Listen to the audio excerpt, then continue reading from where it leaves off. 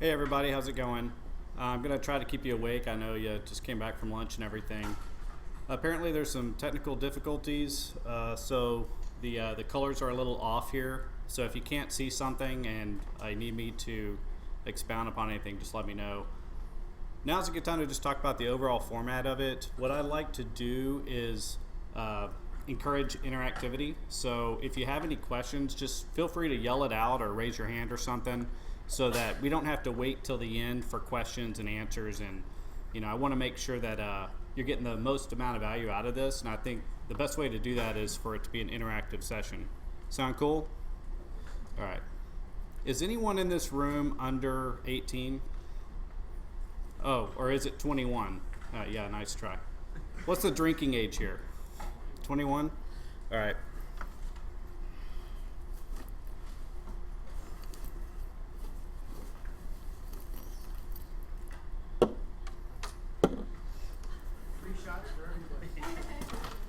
Okay, so as part of the speaker package, I've got some orange Smirnoff and some lemon sorbet Smirnoff.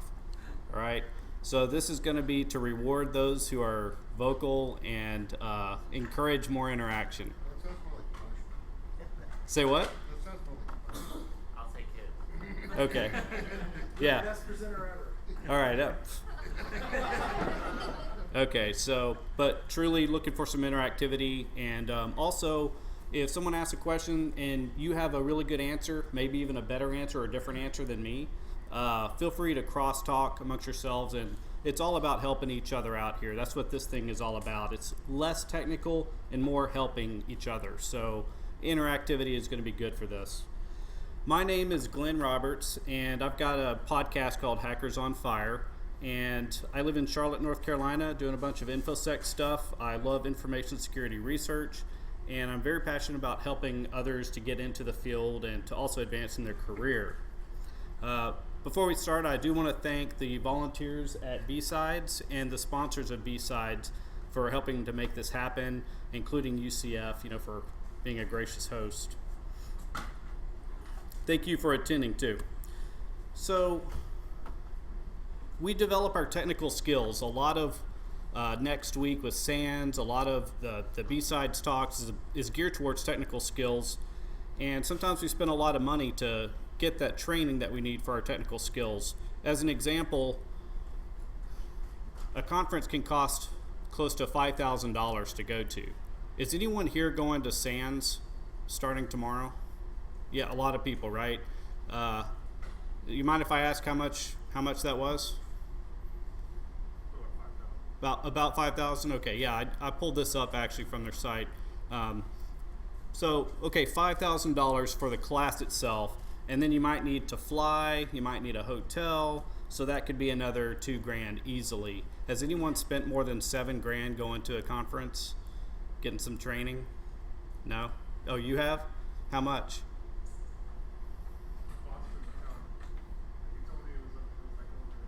He told you not to go anymore. Start going to Bsides.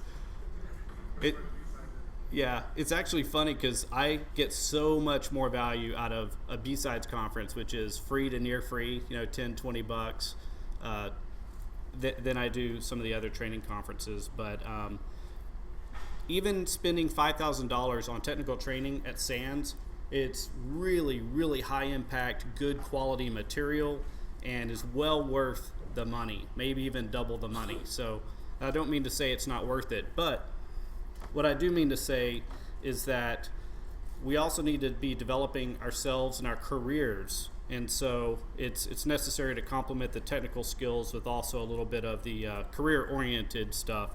And so that's what this talk is about, and I'm glad that you're here for it. So the question is, are you developing your career at least at a balanced level with what you're doing to learn your technical skills? I know several people that are really great technically, but they have absolutely no visibility at work, and as a result, they get overlooked for promotions. They don't get the lion's share of the raises, even though they may be a huge contributor on several different fronts. And so I think some of that comes to not really developing one's career, their awareness about themselves and how they portray themselves at their work, stuff like that, developing relationships. We're going to go over 5 tips in this presentation that I'm going to leave you with. And I also hope that you do ask some questions so that I can help you more specifically. So with developing your career, you know, technologies are constantly advancing, and you know, if you knew Visual Basic, you know, then you learn VB.net, Java, Python, learn all these programming languages. You learn Qualys, you learn Rapid7. It's a never-ending series, and it's never going to end. There's always a new technology to learn. And so it's really necessary to spend a little bit of money on some of those eternal concepts, which is, you know, some of the base career development stuff. So that's what I'm trying to encourage with this slide, and just telling you that, you know, it's a very big part of your growth and ability to command the salary that you deserve, to understand how to run your own career.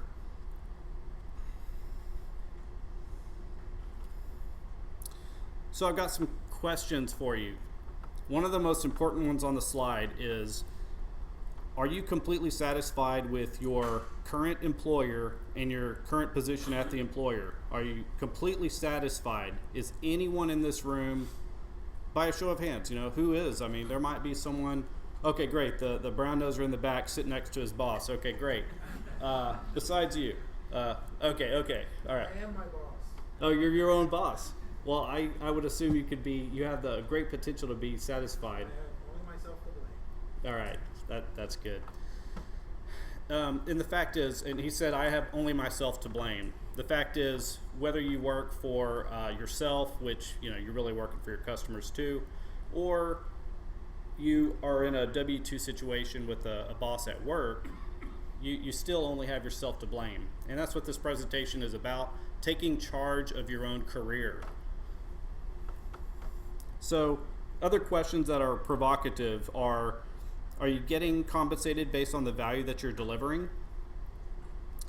Is what you do making the world a better place? Sometimes that's a personal goal that someone has. Are you working on your life's work? Do you aspire for a more meaningful role in life and at work? Only you can make yourself successful. And, you know, if you think about your day-to-day, when you wake up, when that alarm rings, you know, are you jazzed about getting out of bed and going into work? Are you waking up before the alarm rings just to go in and work on some project? Are you really jazzed about it? Life is short. You got to make the most of it. You got to be doing what you love doing with the people you love doing it with, and it's a symbiotic relationship. So, you know, there's a little give and take where, you know, you need to be appreciated at the work. You need to feel appreciated. So, you know, you have to be conscious of your feelings there, and also look at the objective stuff like total compensation packages that you're getting for your work. But the most important thing that I think is you enjoy what you're doing, you feel that you're living your purpose, you're living your dream, and you're just really loving your job. So we're never all going to love it 100%, but if you can reduce the amount of percentage that of your job that you don't really like so much, and increase the percentage of the pie that you really love doing at work, you're doing what you should be. So you're the main ingredient for your success, and sometimes that starts with having a good attitude and a good outlook on what you're doing. On that point, I've got 2 things I want to share with you, 2 types of mentality. One is the victimhood mentality. I think we all fall into this from time to time. And the other one is a take charge mentality, where you're conscious about what you're experiencing, your feelings, and you know when to take a break when you're falling into a bad attitude. So just to break down the 2 mentalities, first of all, does anyone have any questions so far?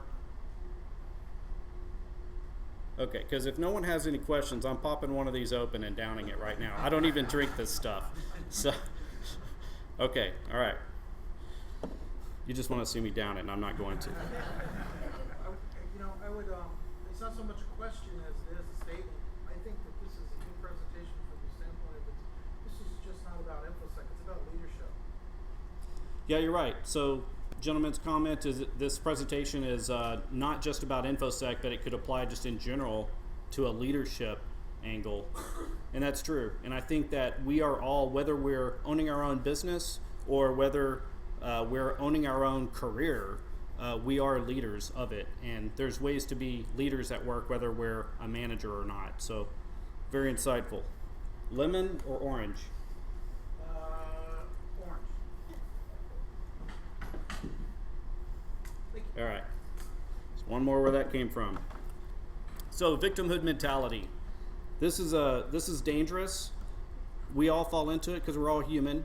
But let's talk about it. So, victimhood mentality is you're going to work and they've got some vision for you and using up your career for their own ends, and you are struggling to go this other direction, but they're wasting your time on this other stuff, and so there's that feeling. I don't know if anyone resonates with this, but I have felt that way at various points of my career, and so I'm just putting it in my own language. But they tell you what to do, and you have this feeling that at the end of the day you need a paycheck to survive or support your family, and maybe you start just going through the motions. So that leads to stagnation in your current job, and you could have motivated by fear. That's not a good thing when you're at work and you're motivated by fear. You're not exactly going to produce your best work in that type of scenario. So I would also say victimhood is when you're overly reliant upon an employer for a promotion, or you're waiting for that bonus in March, and maybe there's something else, some other carrot that an employer dangles in front of you from a retention standpoint. And what I would just like to say is, if you ever struggle because there's a couple of paths in front of you, one is the carrot in front of the donkey, whether it's money or anything else, prestige, positioning, position of authority. Try not to be swayed by corporate accoutrements, because after you get raised to that new level, whether it's financial or title, if you're like me, after you get to that new level, it starts to be normal again, and you start to want the next level. But really, all of that leveling is it's a distraction, because at the end of the day, what you want to do, the contributions you want to make in our field, and the more time you spend kind of chasing the carrots and getting distracted with corporate accoutrements, it's going to take away the time that you have to devote into performing your life's work in Infosec. So that's a victimhood mentality. The last Yeah. bullet items. It's also, it's interesting. Stagnating your current job paralyzed by fear of leaving. I've seen people get into that mentality, and then the job leaves them because they're stagnant and they're no longer an effective contributor. Yeah, that's a wise observation. So the job leaves them as they're stagnating in their job. Maybe they get terminated. Yeah, that could happen.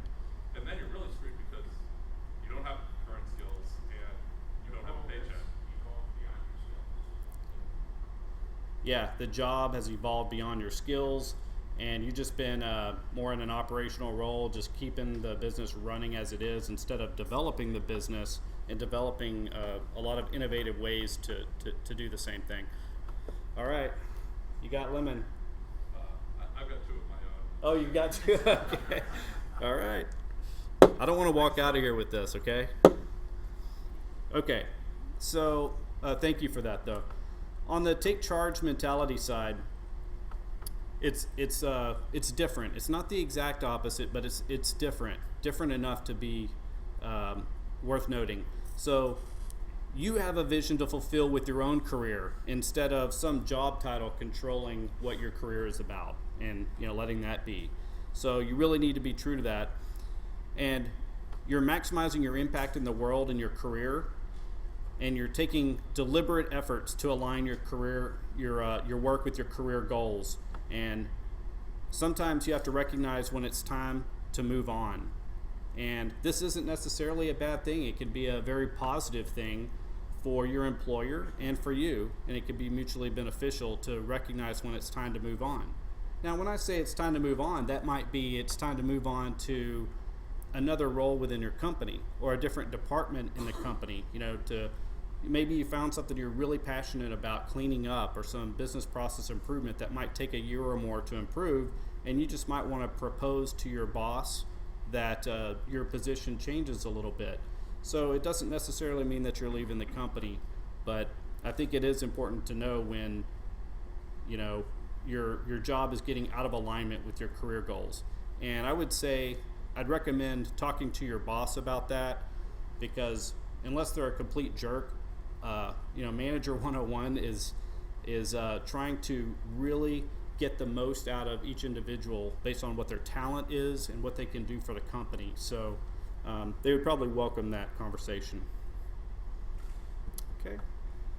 Yeah. This may also lead to you essentially creating your own job within the organization. I've seen it many times. So the comment is you might be creating your own job within the organization, a title that doesn't even exist. I've seen this happen time and time again. And, if you're even considering it, you're probably a top performer, because, let's face it, cellar dwellers, bottom performers, they're not going to even have the idea or vision to create a role around something that's so necessary, so innovative that it just has to happen. The conversation just has to happen. The fact that you're even thinking about that would tell me that you're probably at the top ranks where you work, and a valuable contributor to the industry. So good stuff. So here are the 5 tips that I promised. I'm going to talk to you about these 5 tips. There's so many, but we don't have all day to talk. But these are the ones that I want to share and talk to you about. So I welcome the dialogue back and forth. So visualize your success, create a plan to be successful, and have a development plan for your career. Build your brand, build your network, and take deliberate action. On the first one, this is visualize your success. So what we've got here is a visualization of what I think success needs to be in Infosec when you start thinking about this.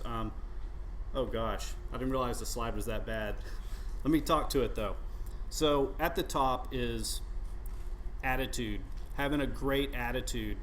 Sometimes having a great attitude can help you overcome a lot of obstacles and help the team get unstuck, unjammed from certain situations, especially if things don't go your way, some political battles going on, stuff like that. Having a good attitude is really, really crucial. Below that, in the center of the diagram, is purpose. So understanding what your purpose is in your career and what your purpose is at the place that you're working. So how is the place where you're working, or a customer, a client that you take on, how does that fit into the puzzle? What piece of the puzzle is that for you? So purpose is really a good thing to visualize your success.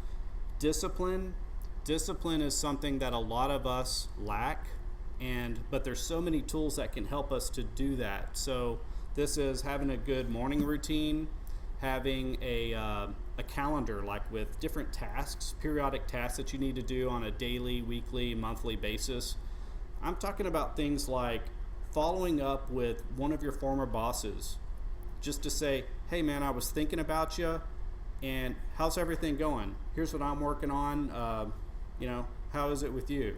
Or maybe it's a former colleague that you shared a cube with or something. Maybe you follow up with them and say, hey, I was just thinking about the old days when, we had to share a cube, and, I had to buy you that underarm deodorant, But, staying in touch with people, you can systemize that through discipline, through calendars and such. So I think that's necessary.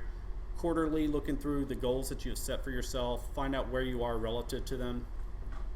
And, the last one, and it's last for a reason, is your skills. Skills, I think everyone knows that we have to have skills. We have to have mad skills, really, to be competent in the InfoSec field. So, I'm pretty sure you guys know that already, but I would like to say that skills is not just the technical skills. Can you write a Python script? It's, do you know how to talk to someone in the business about why they shouldn't be using a 7-character password? Maybe they should move to a passphrase. Can you explain that in layman's terms to them, and then go talk to the system admin about why shared credentials should not be used? So being able to have those conversations. Yeah, go ahead. How to make your field relevant to their field. Yes, that's a good one. How to make your field relative to their field. I think that's a very good call. I mean, we've all got different roles in the company, but we're all striving for the same thing. Sometimes you have to have there's some obstacles that need to be overcome, and conversations need to be had. You have to be good at having conversations that involve conflict, but not cower down from conflict. Yes? Just wondering why you have skills under purpose, because skills is Why? The question is, why is skills under both purpose and it's also under skills? No real reason. Probably isn't real great from a presentation standpoint. Well, I bring it up because you actually said skills should be at the bottom, but then you mentioned it at the top. Yeah. So, initially when I put this together, it was kind of based on a Word doc that I wrote. But, from the slide, it says purpose, having a definitive purpose, something that, focuses on your strengths, and then also with an understanding of your weaknesses, and trying to really focus on those strength areas that make you unique, which includes skills. Right, so I've got an associated Word doc that really goes in a lot deeper. Personal skills as opposed to technical skills. It could be either. Yep. All right. So my view of this triangle is that when you're looking at creating a plan for yourself to be successful, that all of those components need to be at play, not just one. So as an example, have you ever known someone that has really great skills but has a bad attitude? Has anyone ever known someone like that? Okay. Now, sometimes they can get away with it. It depends on the environment, but it's usually not long. Does anyone have any stories to share?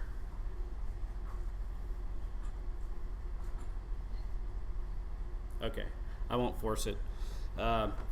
So how about someone with a lot of discipline? So they're really good, plugging and chugging, discipline oriented, but at the same time, they have absolutely no purpose whatsoever. Maybe don't even know what the company purpose is, right? So, I mean, sometimes this could be a compliance analyst or, someone that's just really good at ones and zeros, I's and T's, but they really don't have a friggin' clue. So I think we've all seen that type of person as well. Sometimes this is a junior level person just getting in the field, and they might waste a few years before they start to realize the bigger picture.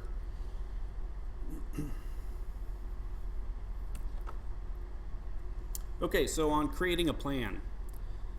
This is all about defining your mission and your goals. And you can combine life with career. I would encourage it. It's probably, to most of us, our life and career is just a blend anyway. But define those missions and goals for yourself. Identify what gaps exist when you assess yourself and where you are. Do you have what it takes to achieve that mission? Depending on how far the mission is out, you probably are lacking in several areas and need to develop an action plan in order to get there. And then, of course, execution is a large part of this, instead of just planning some piece of paper. I don't mean to de-emphasize the role that getting it down on paper is, but you also need to execute. Don't wait till you're 100%.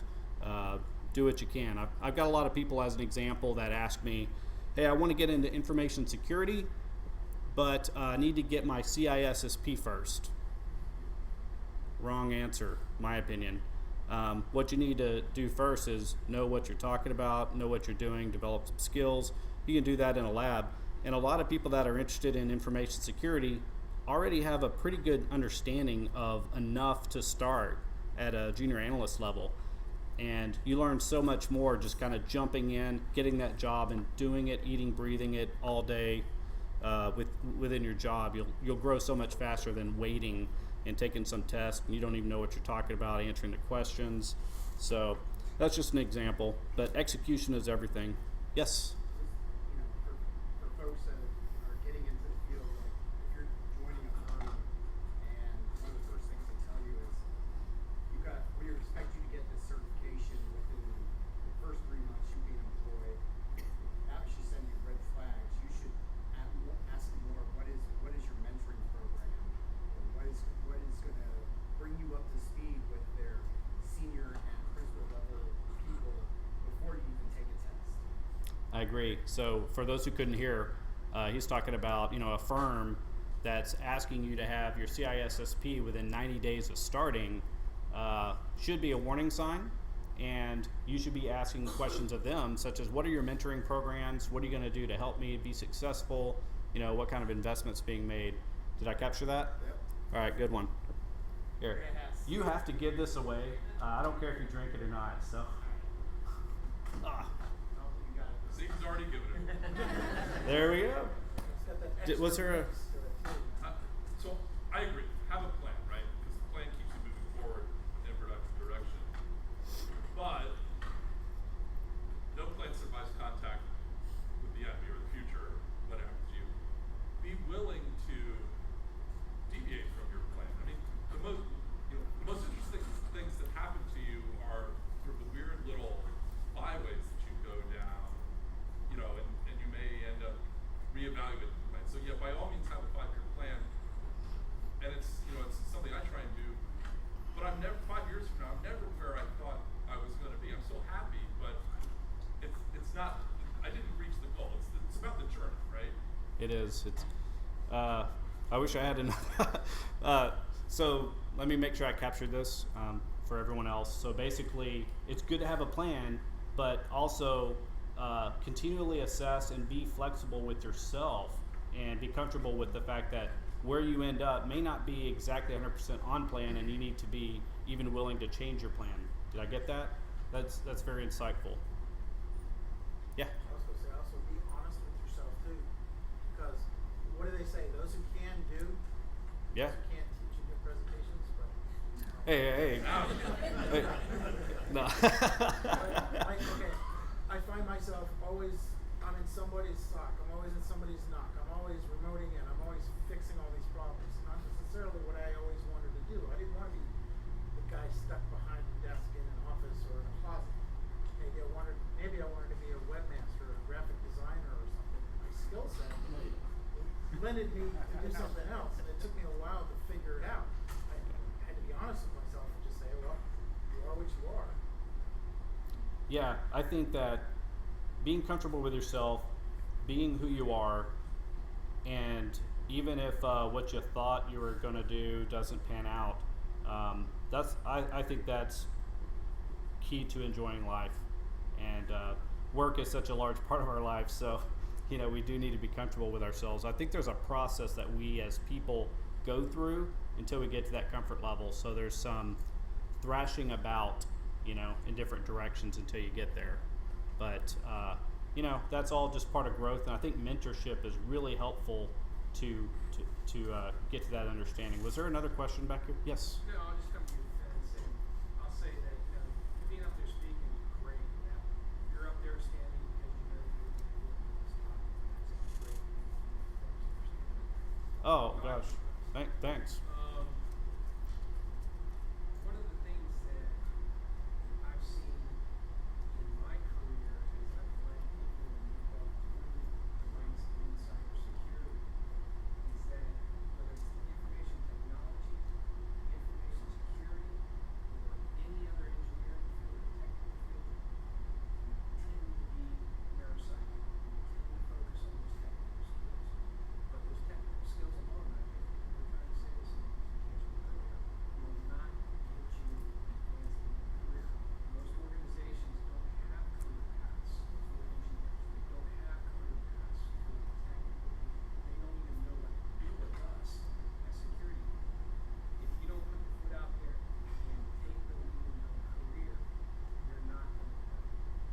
It's true.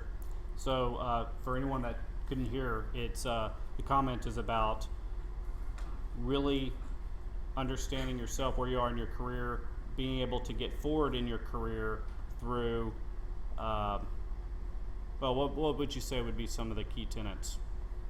Well, I haven't put as much thought into that. Well, okay, but let's just say what it isn't. What it isn't is just technical skills alone. So, You have to have those soft skills. yeah, You mentioned interpersonal skills. You have to have interpersonal skills. You have to have the business acumen. Yeah, To be able to business invest acumen, communication personally in your skills. own career. Not Yeah. just that money, but invest the time and direction to execute these plans. Agreed. Explaining, And that doesn't necessarily mean getting off of the technical track. But, you know, I mean, it means managing your career in the direction you want. It does. It's just an awareness that there's something else that we need to address in our careers besides our technical skills. That's all. And, you know, I doubt that it would be 90% of what we're doing. But, you know, maybe it's 10%, maybe it's 15%. You would know for yourself if you are doing this properly through a disciplined approach.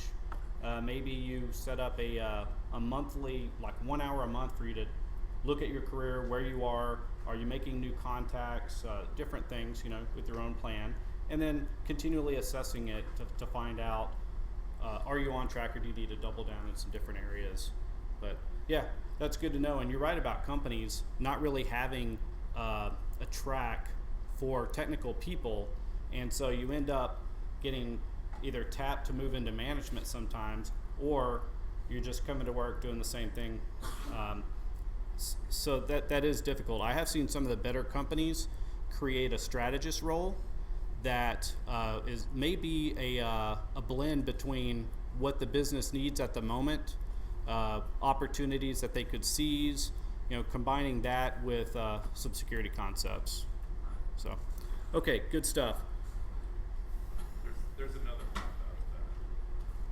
I mean, you're right. The company's going to push you into management after a certain number of years of seniority. The other path out of that is to become a consultant and do it that way. So you become the hired gun who jumps in everywhere. That's what I did. Yeah. I mean, that's the only way I can stay technical, because you can't. There is no technical track for W-2 employees once you get to a certain level of seniority. That's a good point. You end up being a consultant anyway, whether you're internal or external. But the point is, for those who couldn't hear, that becoming a consultant can be a really good way of getting unstuck from that situation. Yeah, very insightful. But again, in order to do that, you need all of the soft skills in order to be able to be successful in that role. That's right. So, Yep.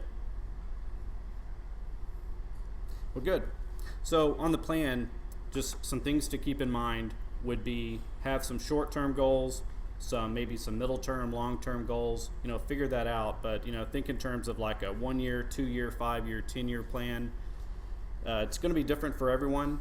But the other thing I like to encourage people to do is when you got your plan, when you figure out what the heck you're doing in life and in this field, the contributions you're going to make and what your plan is, what I recommend to people is to share that plan with their peers, with their boss, as many people as you can. There's no secret to it. We all have this natural hesitation to share in the security area because someone might own us with that information or whatever, but just put that aside for the moment. You share that with someone else, and unless you're a complete jerk, they are going to want to try to help you. You know, people don't know how to help others unless they know which areas they can help them in. So sharing the plan's a good idea from that standpoint, but it's also good for them to tell you, hey, that's a bad idea. Let me tell you why. And so you bounce it around a little bit, and you can benefit from their experience. All right. So this right here is what I'm calling the career cone. And if you, so again, sorry about the projector, but what it is it's a, I'm going to step over here. So imagine that, you know, wherever you are in your career, and this is an example, so let's say we're a complete noob when it comes to security. So we start out as a noob, and maybe our end goal, maybe just maybe, we know as a noob that eventually we want to be a CISO at the end. Okay, so I am not advocating that everyone becomes CISOs or anything, but This is an example. So you start out as a noob. There's some positions in between that are kind of natural. An analyst, maybe pen tester, architect. Truth is, you really don't know the path.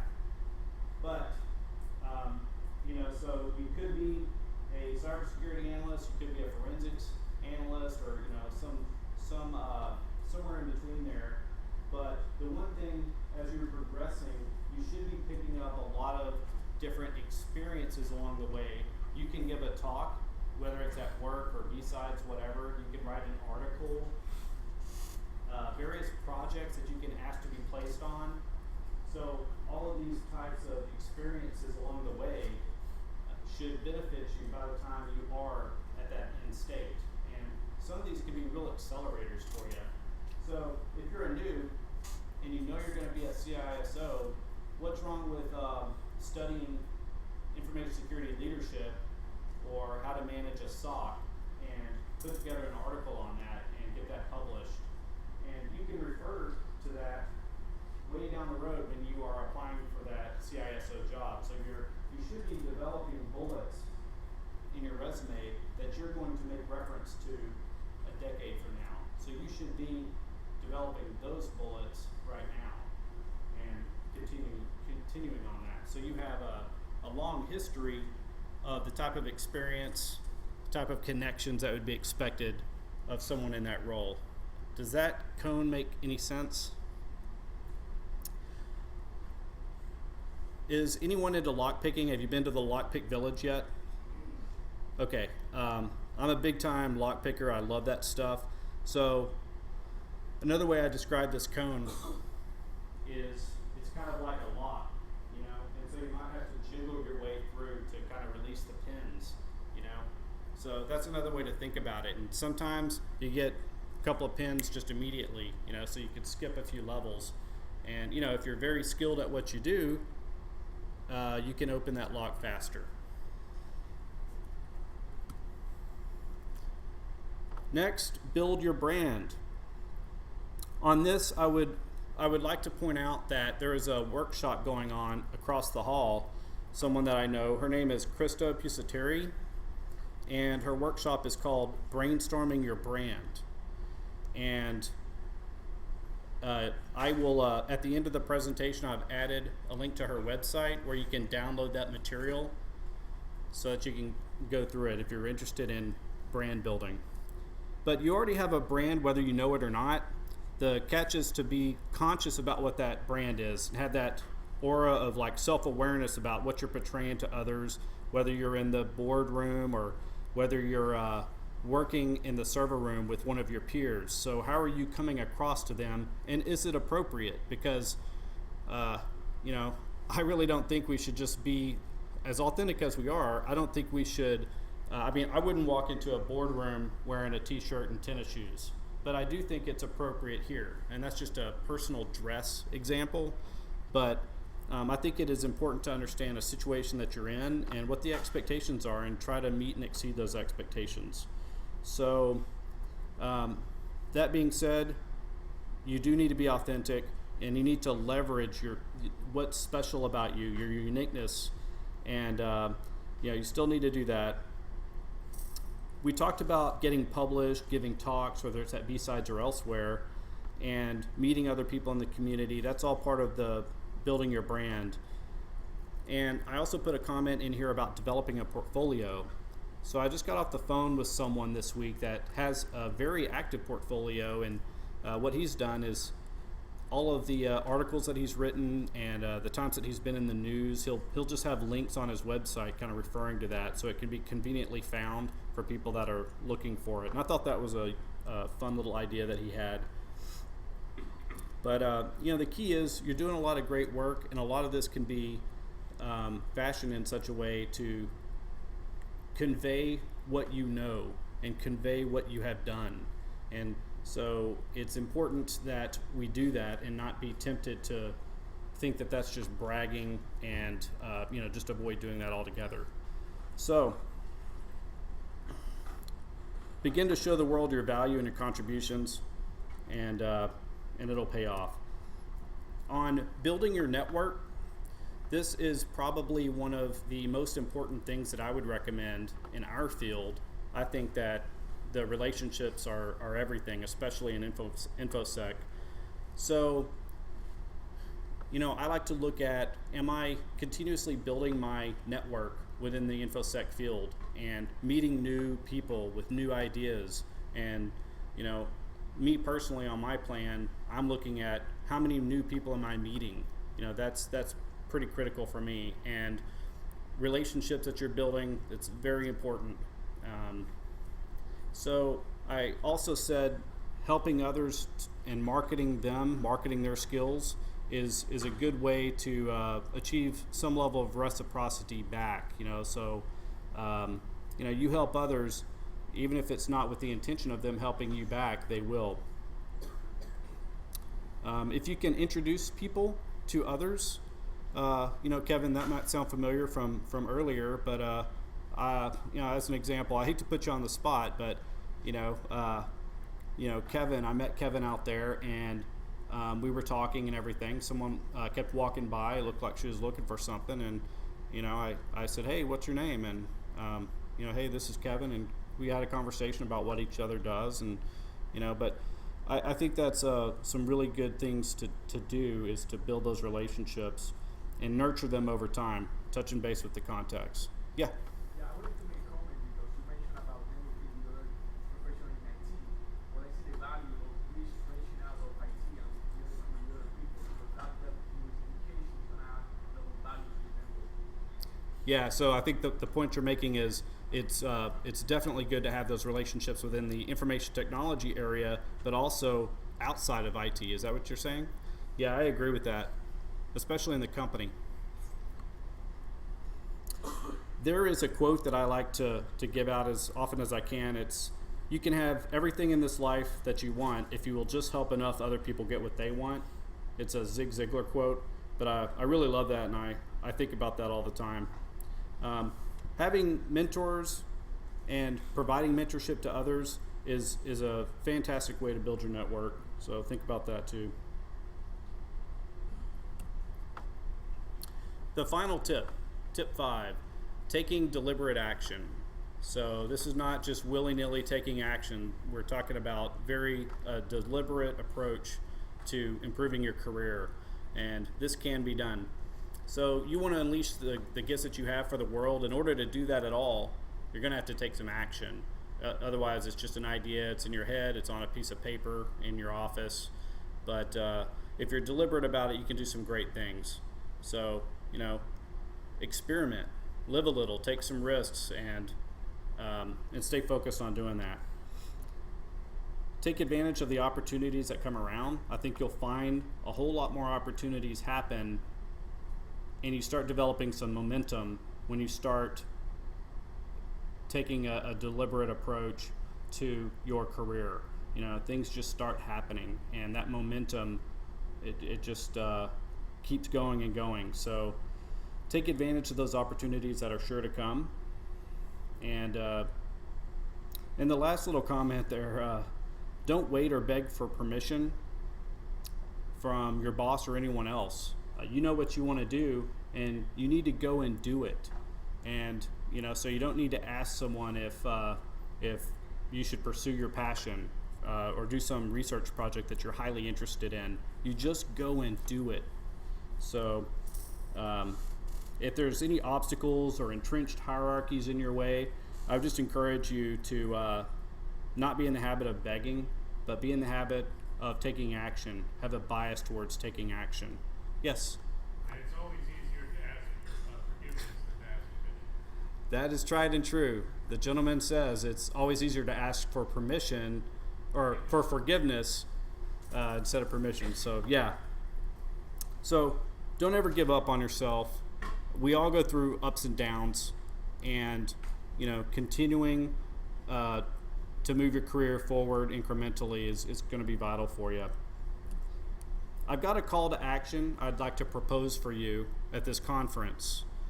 Meet 5 people at BsidesOrlando that you don't already know.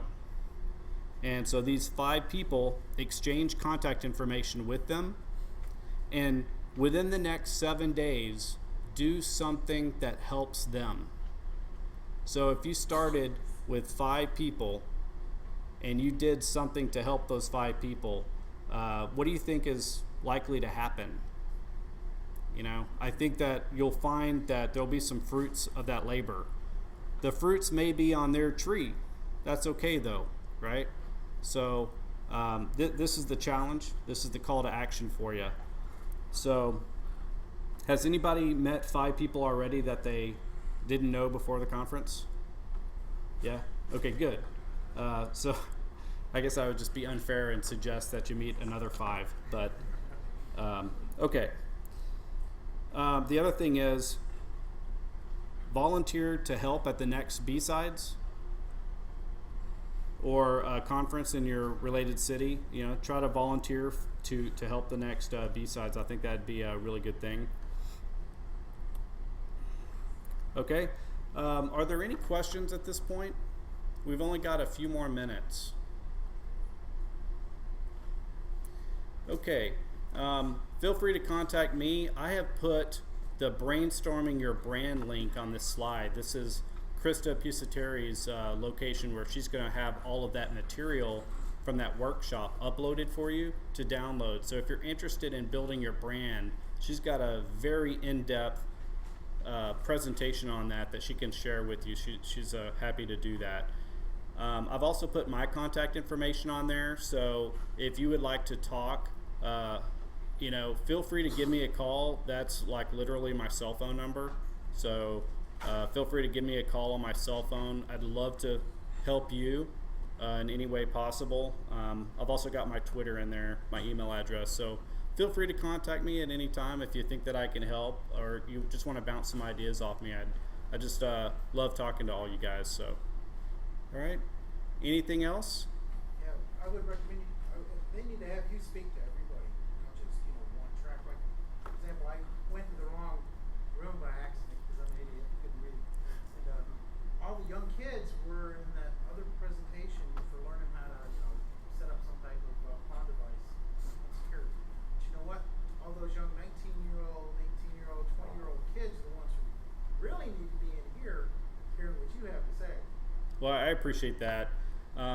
Fortunately, we're videotaping this, and my hope is that we can get the videotape online. It's really tough in a Bsides conference with the multiple tracks. There's so much there, but hopefully we can get that uploaded within the next couple of months, and then it'll be available for them. But yeah, that's a good point. Thank you. All right. Well, I appreciate everyone. Appreciate Bsides. Thank you.